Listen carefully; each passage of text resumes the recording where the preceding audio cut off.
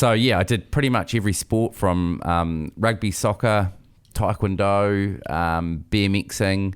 But really, if I really think about how I got into cycling, it was my father and his brothers were all into cycling. And so I was around it from a young age, but it was probably the last real sport I started. Before we get into the episode, I just want to say a big thanks to my mate Andrew here at Airwolf Forest Motor Company for supporting the episode and the podcast. We specialise in high-performance British, American and European cars. As a listener and a supporter of David Mel's podcast, I'd invite any listeners to get in touch, have a look at our website, www.efmc.co.nz. Come and see what we've got out here and we'll take care of you. All right, hello and welcome to the 10 Million in 10 Years podcast. I'm David, your host, and I'm joined by Hayden Roulston today. Welcome, Hayden. Thank you. Thanks for having me. Pleasure to have you here. Hayden, you are the first ever Olympian to be on the podcast, so that's pretty special. Exciting. Yeah. Exciting. Olympic year. Exciting times ahead for the Kiwis and everyone that follows the Olympics. It's pleasure to be here. Yeah, absolutely. Why don't we just start at the very start, actually? So you're from Christchurch? Where are you from? I was actually born in Ashburton, and from about the age of 19, I migrated to Christchurch, flatting with mates, and then from there it was sort of overseas for best part of 15 years. So yeah, that's born and bred in Ashburton, and mum and dad are still down there, so I had to get out of there. I think if you don't get out of a place like that, you're there forever. Yeah, I think you're a lifer. Right. Yeah. I think I can relate to that. Greymouse are much the same. I think you're either one or the other, right? You're either in there for life or you're getting out. Definitely. Yeah. Oh, that's good. Very good. And how long have you been into cycling?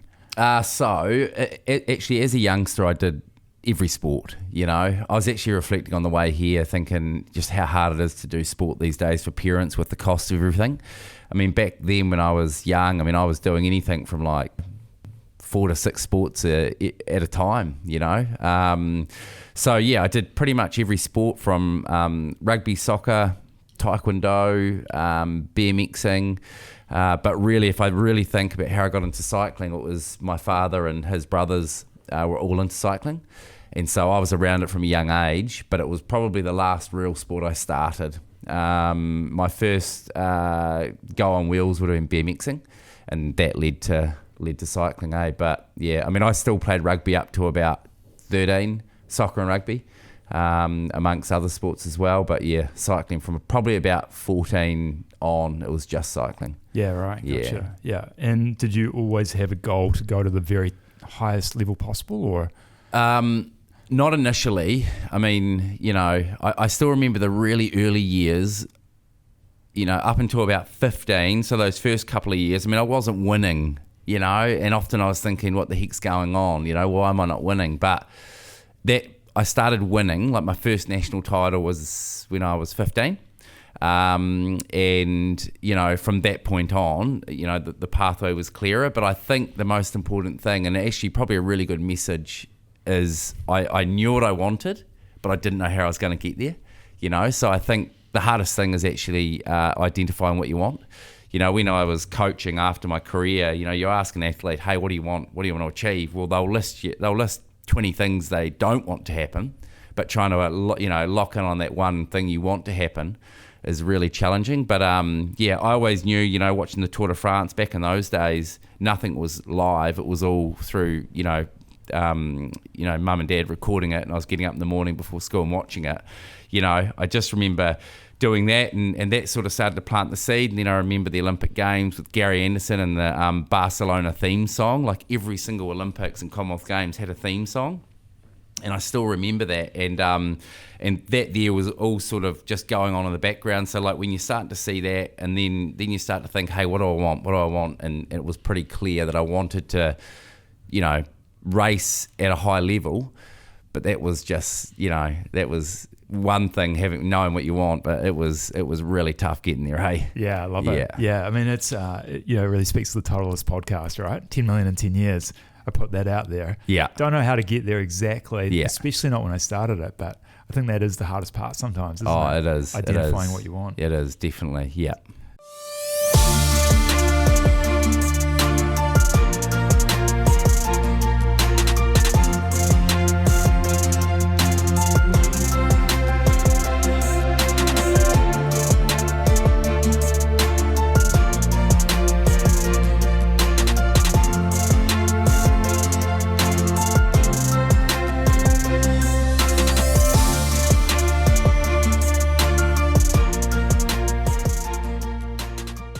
And so just to recap on the Olympic journey, so what was the first event that you went to, the first event, I come into the New Zealand team in 2000, actually, just after the Sydney Olympics. I wasn't quite good enough to go there, but I come into the New Zealand elite team then. And then my first games was 2004. That was in Athens. And that was that was amazing. You know, as an athlete, everyone wants to go to the Olympics. I just had a dream of not just wanting to go. I wanted to, you know, once I got to that level, I wanted to try and bring home, you know, a medal or medals or whatever it was. So then I went from 2004, 2008 and 2016 Olympics. And I've been fortunate also to go to the Commonwealth Games 3 times as well. So yeah, it's been when I think about it, you know, you forget these things now, but then when Olympic year comes up, you know, it all gets brought back up and the kids talk about it at school with my children and stuff like that. And it's quite a special moment. But I think as Kiwis, you know, it's not something you're out there like telling people or, you know what I mean? It just, sometimes it falls into a conversation, but more often than not, it doesn't. And I'm definitely not bringing it up. Right. You know, but in an Olympic year, it's quite cool because, you know, when your kids start talking about it, that's quite special. It must bring back so many memories. Yeah, so many memories. You know, I remember the first Olympics with my mum and dad there. I still remember my mum, like she was, you know, uber embarrassing because, you know, she had this little wee throwaway Polaroid camera that, you know, the throwaway ones, and it looked like she wore the same clothes for every single photo opportunity she had. And, you know, I still remember that really vividly. But yeah, 2008 was obviously the Olympics where I actually had some success. And, you know, that was just something else. It was something that, you know, you never dream, you know, I mean, you hope that you had that at, you know, some point in your career, but to actually do it was pretty amazing. Yeah, incredible. Yeah. You didn't bring any medals with you today, did you? I didn't, no. I've only just taken ownership of them. My mum used to have them in Ashburton, you see, but then what happened, I don't even know what happened. I had a couple of talks to do in and around the Olympic Games 3 years ago, because they were in 2021. You know, so it feels like they weren't that long ago because of COVID. Yes. And so I had them for those, and she hasn't got them back. She'll probably be asking for them back soon, though. Yeah, right. Amazing. And what would you say to anyone that's in like a earlier stage of their life or career that has got dreams like that? I think it is about knowing what you want, you know, and understanding that the road getting there is different for everybody. You know, like I think of how I achieved what I did, like turning professional and stuff like that. I did it a certain way, going to Europe first, whereas there's been other Kiwis that have gone via America first, you know. So everyone's different, but I think you do need to know what you want. And as we, you know, talked about at the start, it's not easy.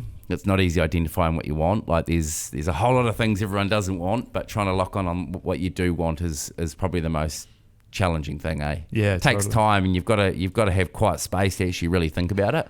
And I think as Kiwis, we are really reserved, and we don't want to put ourselves out there. You know, like your goal, for example, was amazing because it seems like so out of reach for you know 9 out of 10 people. But if you believe it, then you're the most important person in the whole puzzle. You know. Yeah, totally. And if you have that belief, then it's probably going to happen.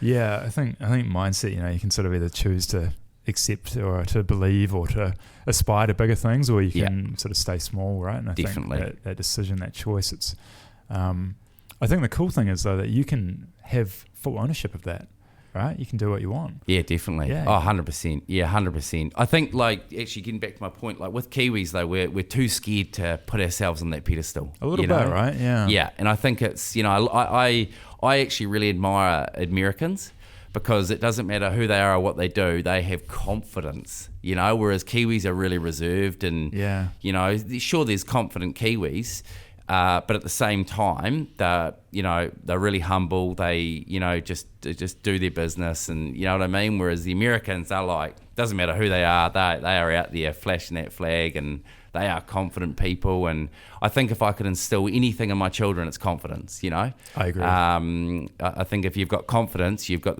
the main skill you need to succeed. Yeah, 100% agree with you. Yeah, I love it. Yeah, it's an interesting one. I wonder where that comes from, that reserved, quiet, sort of meek persona that a lot of Kiwis have. Yeah, I don't know. But as nice as it is, it can hold you back significantly, because, confidence, in my opinion, is the key to success. Oh, totally. Yeah. I mean, I think with confidence, you can have conversations, you can open doors, you can just create that self-belief, Totally. Yeah, 100%. Yeah. Do you know much about cycling history and previous cycling greats of New Zealand? Well, I mean, I know the people that I was sort of grew up wanting to sort of follow, there was Gary Anderson, there was Paul Jesson, who was a really good road cyclist, actually probably one of the best road cyclists, who was he was reconning a course before a main race, a huge race in Europe, and he got hit by a car and he lost his leg. So that's a story in itself. But so there was Paul, there was Gary Anderson, there was Sarah Ulmer, there was Greg Henderson. These are all riders I ended up racing with. Brian Fowler. There's some.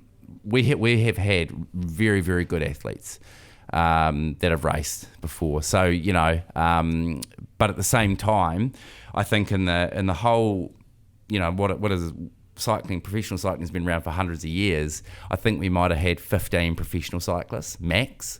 We've got a few more now. We've got some amazing talented riders now, especially one in Canterbury, Lawrence Pithy.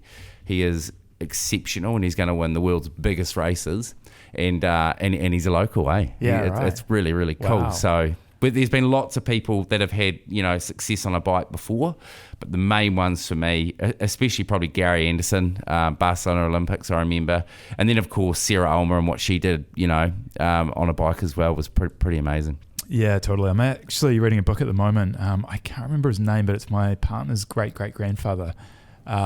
He was around like in the 1915 sort of era. Yeah. Watson? No, O'Shea or Paddy. Yeah, O'Shea. Yeah. O'Shea. It's quite a story. Yeah, you probably know more about it than me then. Well, yeah, I'm only just starting in the book, but it's a wild story. Yeah. And just about the amount of spectators they used to get at these races and the prize money. And it sounds like an incredible era. I remember when my dad and that used to race, they used to have a competition called the Christmas Circuit. And it was obviously around Christmas time, and they used to race on the grass track at Temuka. It was a D track at Temuka, which, for anyone that knows cycling, is the most dangerous thing, because you go round a bend, you come into the home straight, and it's literally you're turning like a right at angle. 60 k an hour with no brakes on a fixed wheel. You know what I mean? Used to be crashes galore. So they used to have a Christmas circuit, and there's probably about 5 or 6 different tracks used to race around every day over the Christmas period, and they'd be 4 or 5 deep watching back then. Yeah. It was huge. Whereas when I was like really young doing the Christmas circuit, it doesn't really exist now like it did back then, but I mean there was barely any spectators, so it used to be huge back in the day. Yeah, incredible. Just makes you realise how far we've come in 100 years, right? Yeah. And technology is just chalk and cheese compared to what it was in everything we do, but a bike is like, I mean, they used to race on wooden wheels and stuff back in the day, especially with what you're referring to. Exactly. Now it's I'm my bike at home, it's full carbon wheels, carbon everything, so I couldn't even imagine racing on wooden wheels. Exactly. Yeah. Where do you think it'll go? Like, I mean, carbon's a weight thing, but like what other advances do you see? I'm not 100% sure. I mean, now they've got a weight limit, so you cannot be under, I don't know, is it 5.8 or 6.8? There's some they've had to put, because otherwise the bike's getting so light, but I don't know where it will go. It'll everything will just become easier. It'll be, it used to be, to change the gear, it was down on your down stem, but now it's up on your handlebars. And it used to be, you used to be able to move your whole brake hoods to change your gears. That's when I sort of was racing. Now it's push a button, it's all electronic. Right. But the problem with that is you've got to charge it. And if you forget to charge it, you run out of battery and you've only got one gear on a bike, I mean, every single cyclist has had that issue for sure, out training before when the battery goes flat. Yeah, because they haven't charged it for so long, they forgot, No different to a phone. If you don't charge it, it goes flat. Totally. Who knows where it will go? It's exciting, but it's also scary. I mean, I'm a traditionalist. I do like the bikes as they were, a few years ago. But if I think of America's Cup and all that sort of stuff, you see, what they're racing on now and the speeds they're doing and stuff. I think it's exciting, but there's got to be a limit at some point, eh? Yeah, it sort of takes away the essence, right? Yeah, definitely. Yeah. What do you think would be one of the harder moments of your career cycling wise? I think, the hardest moment is probably overcoming loss and not, putting that hard work in, but not getting the result. Especially when you're at a big event where there's a weight of expectation on you to perform and you don't. And that for me, I mean, yes, you can train as much as you want, but if the mental isn't there, it can unravel. And I've seen many athletes, and it's happened with me many a time, where you're just lacking that little bit of belief you need in order to get success. So that there is probably the hardest thing I reckon. From overcoming crashing, that's not easy as well. I mean, I still remember I was training for a race. I just won the national title, and I was selected with the New Zealand team to go and race the race in Australia. I was coming down the Port Hills into Sumner there, and I was out training with a mate. He was way behind, so I had one hand on the handlebar, looking around like this to see where he was. And that particular stretch of road is really bumpy, and of course I hit the bump, my hand went off, and down I go. I had no grazes on all of my body apart from my hands, and my hands lost everything. It was like a you're just coming down on my hands on the road. So having to overcome that, crashes but for me, like as an athlete, I think overcoming a disappointing result or, competition or whatever it is always hard. And even in my current role in real estate, losing a deal or not getting not winning an appraisal, it's actually all the same. It's still overcoming a disappointment. That there for me is probably the hardest thing in sport. And staying mentally strong, right? Rebounding after that loss or after that setback. Yeah, definitely. Like you've just got to have perseverance, eh? Yeah. And no matter what you do. Yeah, and I guess different tricks in the toolbox to use when that happens, right? Yeah, definitely. And I think sport in general is a great way to overcome things because it gets the blood pumping, it gets endorphins going. Totally. I think we all know how good it makes you feel, right? Whether it's breathing, sauna, sport, gym, whatever it is, that definitely gets you out of a lull or over a disappointment or, focusing on something positive, Yeah, I think that's why physical activity is such a critical component to work and business and life, having that balance. Definitely. 100%. It's incredible. Yeah. And I think now with the recovery being more of a focus as well, like, the cold immersion, the sauna, the recovery rooms, it's great to see. Yeah. I used to be huge into the cold, but I've just got a bit soft lately. Have you? I don't know. I used to love it. I was doing it years ago. I remember doing the Wim Hof method, all this different stuff years and years and years ago, but no, I like that hot shower now. Maybe it's time to bring the cold back. Yeah, maybe it is. What about transitioning into real estate? How did that come about? So it happened through COVID, and in the end I went from, it was just too much of the same. I went from being an athlete right through until retired in 2016, and I went straight into coaching, and that was great, but it was still pulling me away from family, just like my career did. So I just decided through COVID, I just said I need a change, and as it turned out, I actually knew John and Lynette McFadden prior to starting real estate, and I just happened to run into them one day in the lounge at an airport, and we just started chatting, and I just said, hey, what do you need to do to get into real estate? And then they sort of said, hey, well, when you're ready, give us a ring. And it took a year, still took another year of coaching and, doing all that sort of stuff, which I love. But it was, I mean, I'm working weekends now, but I'm not away. I still come home to my own bed, my own family. Whereas as an athlete or coaching, you're away a lot. You're living out of a suitcase a lot. And and so that's how I come into real estate. And it's been an interesting journey. It's been a journey that's full of ups and downs. It's really similar to like life as an athlete, real in some aspects, because you're always, you're constantly on the go. You're constantly striving to be better, and you've got to deal with the ups and downs. Yeah. Do you think that serendipity happened for a reason? That chance encounter in the lounge? Oh, definitely. Yeah, definitely. Yeah.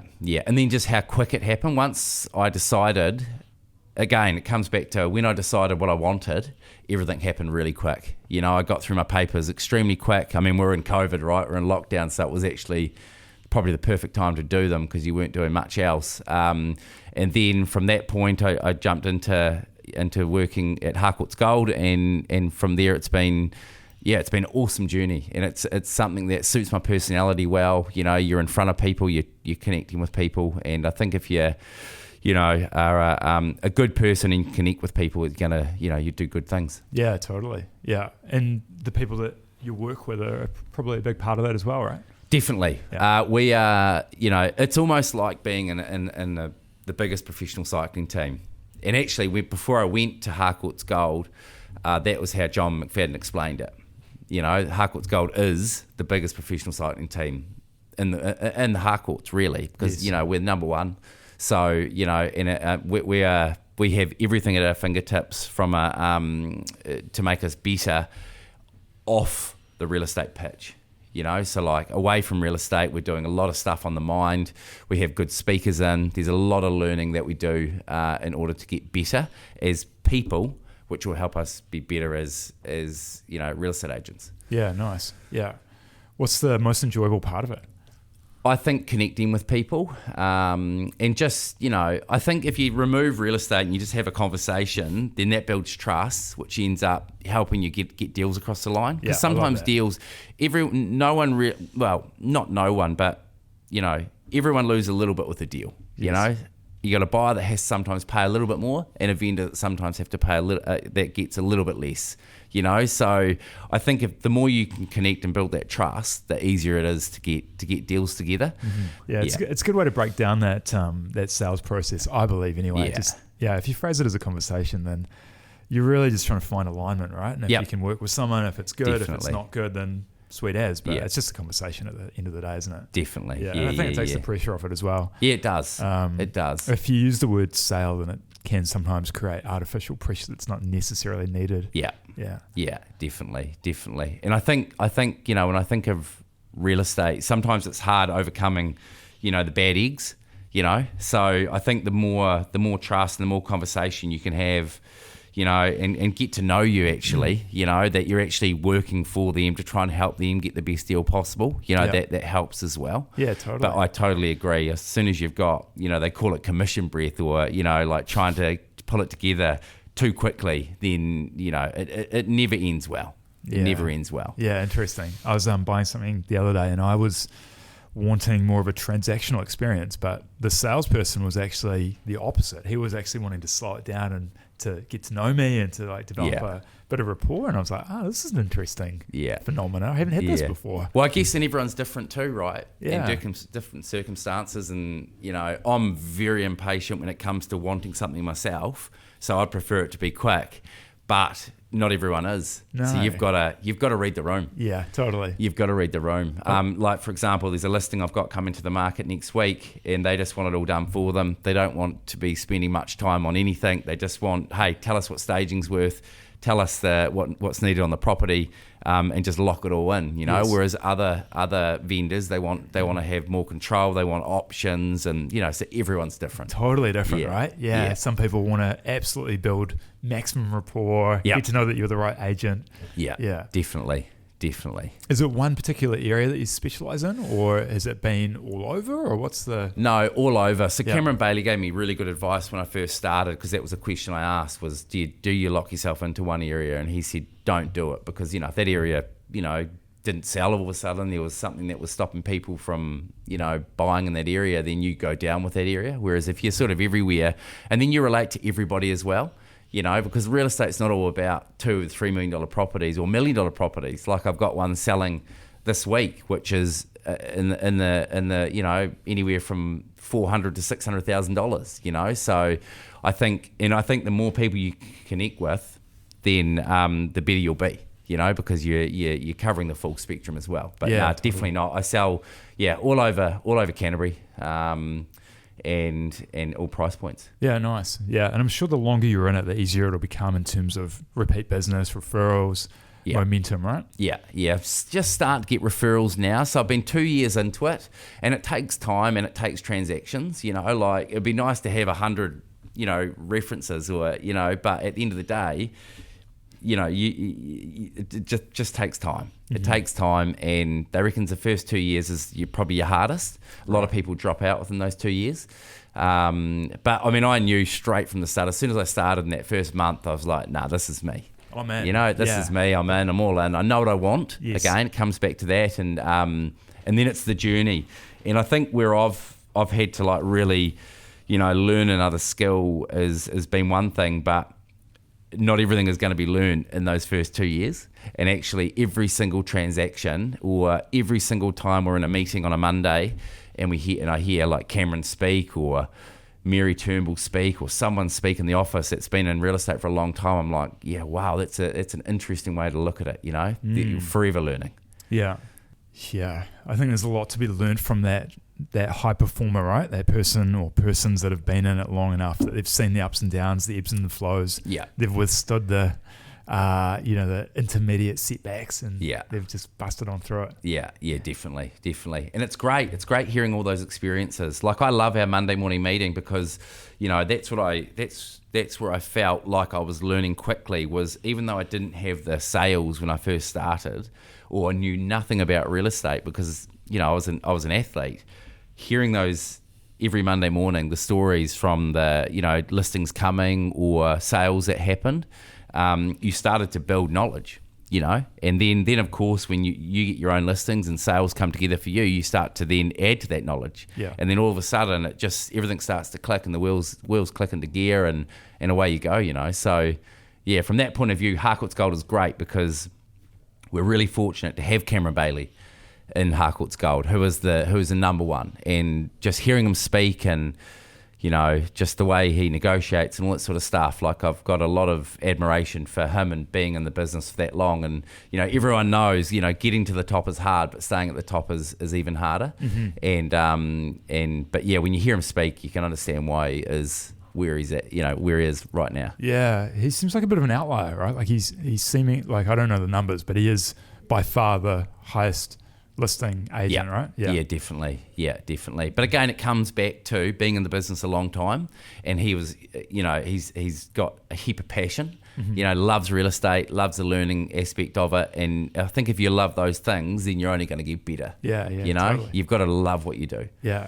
From a more technical standpoint, when you're about to list, I always wonder this: what makes the best strategy? Like whether you choose to go auction, fixed offer, offers over. Yeah. There's a few different tools, right? Yeah, and every agency, every company does different things. We're big believers in auction, and I am as well. I mean, for a starter, you're dealing with the cash and unconditional market, so and it's really transparent. So I say from a vendor's point of view, if you're selling by auction, you have all the control. You choose the settlement date, you choose the deposit amount, you choose absolutely everything. Whereas if you're selling by not by auction, by deadline or price or whatever, then the buyer has all the control. Right. So I think if you look at it from that point of view, what would you rather?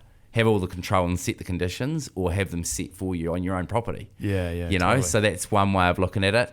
The difference between either one of those two, let's just say auction and non-auction, is only the auctioneer's fee. You still need everything to sell a property, so you still need signboard, limb, marketing. You still need photography, video. You still need everything that you would need for non-auction and auction. It's just the auctioneer's fee, which for us is $825. So right. I'm like, hey, for the sake of $825, why do you not try here first? And yes, even though you might not sell at auction, there's a 50% chance, just roughly, that you might not sell at auction. At least you'll know exactly where to price it or what to do for the next stage. Yeah, nice. And you're not saying you're not going to sell to the conditional market, but you're going to give people that are in a position to come to auction and bid the power to do so, And, from a buyer's perspective, I think, people are put off by auction, but I'm like, well, hang on a minute. Go to auction, because as long as you've got a strategy and you can stick to that, then you're never going to overpay. If there's someone in the auction room, they're bidding up to, $1 million, you're not going to come over the top with 1.2. No, you're going to go 1.5 million. Yeah. You know, so you'll know exactly where you are. And if it goes out of the rooms, you still be, you know, strong, stick to your plan. Sure, sometimes you've got to stretch a little bit in order to buy the property. Sometimes you've got to lose a little bit as the vendor loses a little bit to get a deal done. And that's real estate, right? But I think at the end of the day, auction is still a great place to sell and a great place to buy. Yeah, cool. Have you done that?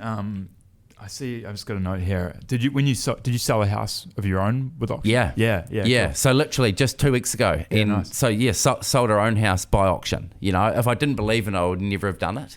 And also the marketing investment. You know, we invested $6,000 into the marketing, which, you know, some people would probably never consider doing that. But in a market like we're in right now, where there's a lot of property, especially in Hawesville, you know, you've got to stand out. You've got to be in front of as many people as possible. So, and knowing the power of marketing, you know, we were happy. My wife and I were happy to invest that sort of money. But I think going through the process of selling, I have a newfound admiration for anyone doing it. Yeah. It wasn't easy. No. It was stressful, especially when you got young kids that just don't really care about marks on the wall. You know, don't really care about crumbs down the side of the couch or. You know, it was a little bit stressful in that respect. But again, we had a plan. Thankfully, we had grandparents that could take the kids on a Friday night so we can get the house ready for the open homes. But at the same time, it was really fulfilling going through it as well. And getting that end result, we were really fortunate to get the auction brought forward. So we had less open homes. We were happy to sell at the level that it was brought forward at. And then there was further bidding. So it was, a dream result, really. A good outcome. Yeah. And now you've got the empathy of what buyers may encounter, right? Definitely. Yeah. On both sides, as a vendor and a buyer, I totally get it. It's, you know, it's not easy. You've got to do your research. You've got to, take your time. But at the same time, with an auction, you've got to get really quickly, you know, because with our house, there were other parties that were interested, but they had a house to sell or whatever, you know. So I'm a big believer in sell first and then buy, because then you know what you're spending. Yeah. Even though we didn't follow that 100% ourselves, because of the right house come up for us. Right. You know, so we jumped and then we sold. And made it work. And we made it work. Yeah. We made it work. But, you know, I think 9 times out of 10, you're better to sell first. You know, you can always have a longer settlement. Again, selling by auction, you get to choose the settlement date. It's not chosen by the buyer on your property. And then you've got a bit of time to actually, you know, work through the plan, find the property you want to buy, and then move forward and be in a strong position yourself to buy. Yeah.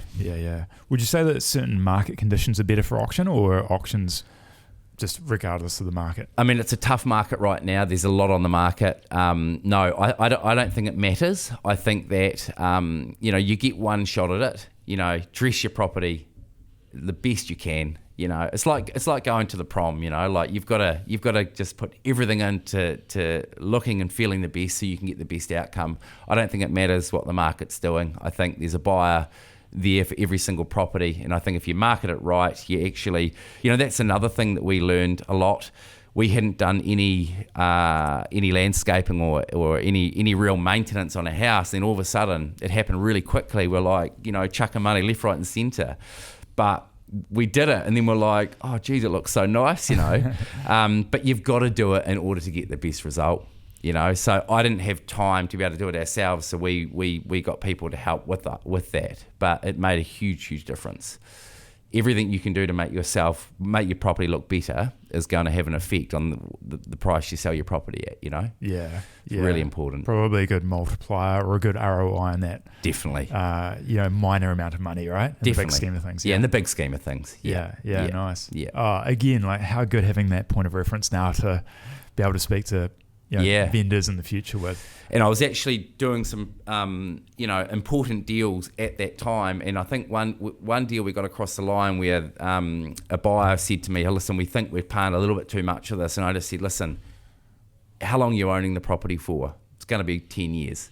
You know, what, $10,000 or $20,000 is a lot of money, but over 10 years of living in a beautiful property, you know, it's probably not a heap of money. That's you know what I mean? And like with us buying our new home, we're like, we have spent more money than we wanted to because we've repainted a lot of stuff inside and stuff like that. But we're going to be there for 10 years, 7 to 10 years. So at the end of the day, I think if you can, factor that into your thinking, then you're never going to have buyer's remorse. Yeah, no, I like it. Yeah, and especially if you can stay somewhere that means you don't have to move and you don't have to.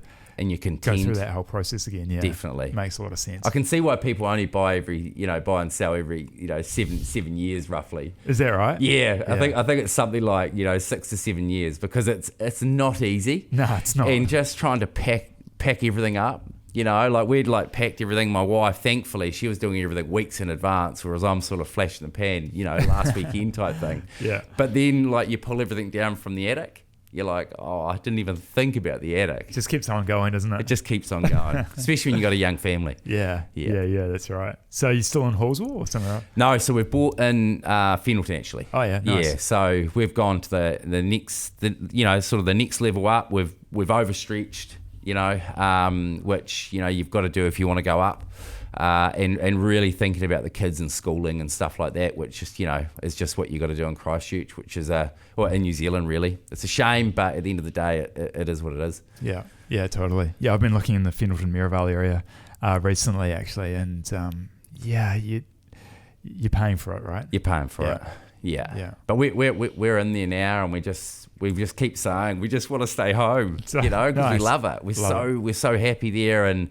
Again, you don't think about what you spent or what you spent on the house when you come home and you're like, hey, this is us. Yeah, nice. Like the old house, which we also used to love, seems like a real distant memory already. It's only been a few weeks, so it's quite cool when you think of it like that. Totally. Yeah, I think there's a lot to be said for loving either your environment or where you're working or spending time somewhere. Definitely. I think the benefit usually outweighs the cost. Yeah. Even here, it's a great workplace. It's exceptional. Yeah. It's a place where I can be productive. Yeah. Same with the gym. It's a great gym. Love it.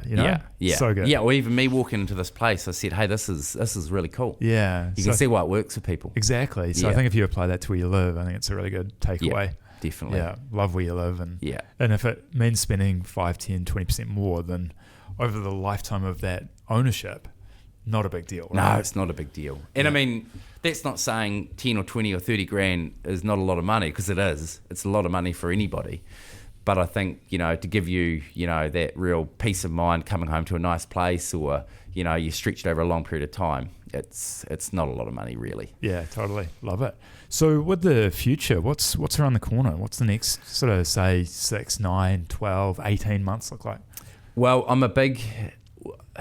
my personality is all in. So now I just want to enhance my skill set. So because I haven't come from a building background or anything like that, I don't have those, I didn't when I first started real estate, those real, even about cladding and all that sort of stuff, but now I'm really into everything. So I'm really...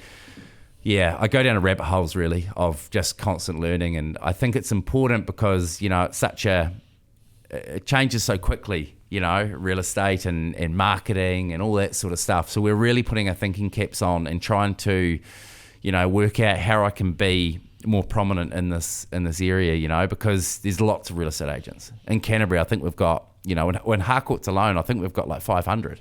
Right. So how do you stand out? We go to a conference and we're all 500 agents sit in that conference listening to one person tell us about how to market yourself better. And I'm like, well, how do you stand out? Yeah, because everyone's going to do it, That's a good question. So, so I'm all about trying to be proactive and think about how we can do things better or different, in order to stand out. And but for me, it's about developing, learning new skills, understanding negotiation better, but doing it in the right way as well. You can be the best negotiator in the world, but if you're too hard, Christchurch is such a small space that, people won't enjoy working with you, So it's about doing it in the right way where, you can get deals together, but at the same time, you still hold that rapport. Mm-hmm. I think that for me is really important. But again, coming back to Harcourt's Gold and Cameron Bailey and, Brendan Hart's here as well, who works with Cameron. Like the skills there and the learnings there is amazing, but then it's about applying it how I want it. Yeah. Apply nice. it to get across the right way. Yeah. Yeah, I like that. Yeah, taking what they're doing, being in an environment that, somewhat osmosis will occur, right? Yeah. Yeah. By being in Definitely. the presence of greatness, it'll come about. Yeah, I believe in that big time. Yeah, I like that. And then investing in quality video and photo. Yeah, definitely. Big part. Definitely. Yeah. Yeah, I mean, I we learned that right from the start. Video, a really good video will draw people in.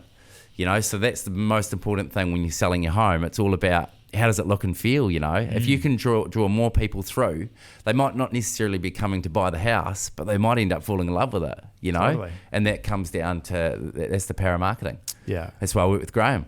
Yeah, there you go. Yeah, Graham at Agency. But I guess also more than that, it's another connection, right? It's another person in your world that you can interact with, get to know, and build that relationship, right? Yeah, definitely. Yeah. Yeah. Oh, that's excellent. Yeah. Very good. Well, that's an exciting journey you've been on over the last part of your career. That's great. Yeah. I mean, when I think about it, it's all happened so quickly, but it's been over a really long period of time, Even in real estate, I feel like everything's been so quick, but, I'm already 2 years in. So I think life it does go by so quickly, and but when I think back to my life as an athlete, I mean, the amount of hardship and the hard moments through that period, which seems like slow at the time, but looking at it now, I mean, it's gone, I have, and then when I think about it as well, and that's probably why now I've decided, especially this year, I'm like, that's it. I'm going to have no regrets. I'm going to actually go full in and do that, everything I can to be the best real estate agent, possible.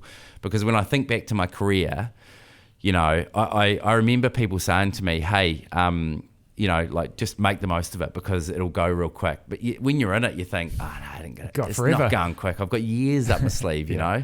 And I when I look back now, I think I didn't actually put everything into it. Right. I was actually happy at the level I was at, but actually my ability was probably far better. I probably could have achieved more had I sacrificed more, had I eaten better. I've got a real sweet tooth, so if I had to cut that chocolate out, I would have been a bit lighter. I would have gone up the hills quicker. You know what I mean? All those little things which actually have a big impact on your results. So that's me going forward now in real estate. It's about going all in and actually, learning the skills that I need to learn to be the best agent, connecting with more people. I like to stick to myself too much. You're never going to sell a house or meet new connections by doing that, So that's probably my big work on going forward is how do I connect with more people? Yeah.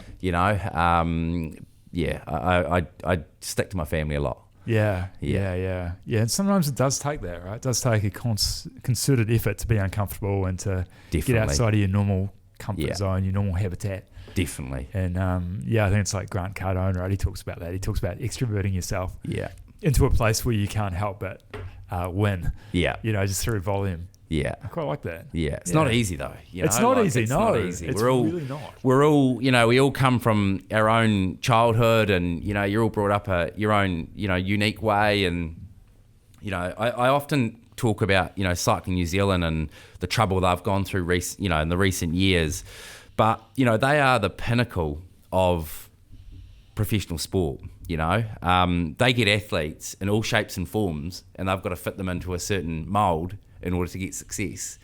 Some don't fit into that mould, Some cause huge drama when they get into that arena and then all of a sudden, if the wheels fall off there, it's Cycling New Zealand's fault, So it's really interesting that we all come from different backgrounds and it's about, hey, how do you actually get the most out of people in order to get the success you need? Yeah. I think of it a lot now, especially in cycling and what they've been through. They have been through a lot and they needed to go through a lot because they weren't perfect. But at the same time, we're all different. We're all very, very different individuals. Mm-hmm. Yeah. Alignment's a word that comes up a lot for me. And it's finding people that you're aligned with, that you want to work with, that you want to get to know and building connections that way. Yeah. Yeah. Very good. Well, thank you for your time. No worries. Very good to meet you. Yeah, cheers for having me. Appreciate that. Yeah, this has been a fun experience to use the podcast as a way to meet new people and to hear stories, and that's a big part of it is to meet interesting people. So Cool. I don't sort of see myself as interesting, but I guess, if you're an athlete, then, it's an interesting journey. I guess the way I see it is that you don't get to the Olympics by being normal. You don't get there by accident. Yeah. It takes a lot of intention and a lot of work. So. Definitely. So you've proven that, and I look forward to seeing you apply that same mindset and ethos to real estate. Cool. Thanks very much. Very good. Thank you. Cheers, All Hayden. right.